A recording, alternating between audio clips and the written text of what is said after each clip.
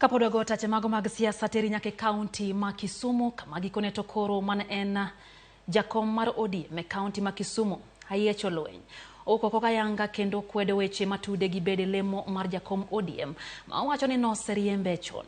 Ayiecho ma osingo medo siku wiye sirikand Kenya Kwanza ma en tiere kod geno wacho kanyo ni ne en tiere piny owacho kendo obro medo tiyo gi piny owacho. Noruloso e romo e kanisa mar nomiya kaka jotelo ma Kenya Kwanza kutele kod jatend migao matudruok UDA ne gichope nyasi mar yango riwruog saga mar rawere. James Okoth ntiere kod ler.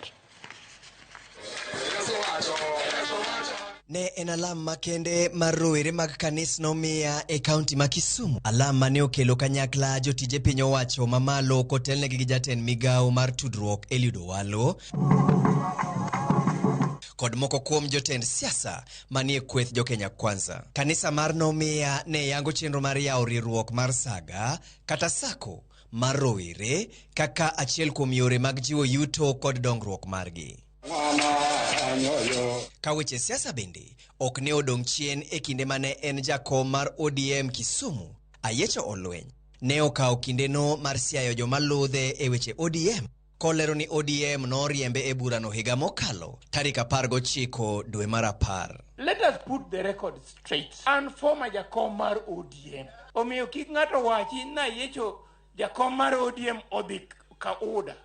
An abedo partyless on 19th October 2022. Koro miyo jok maketa social media na Ayiecho jakom kene jakom odhi oyo no go like moriemba e party on 19th October 2022. E twak mare, jatend migao mar weche tudruok UDA nolero moko kuom chenro mag dongruok ma piny owacho medo chwalo kaluo. Omiyo sako en gima ber nikech uriworu kaka oganda, ubiro wuotho mabor kuloso dongruoku, uloko ngimau, ukelo pogruok e odu, ipuonjo nyithindi kendo iloso go gigi. Omiyo empowerment program ma wawuoye kani mine yeu kaugi. Let us work with this government.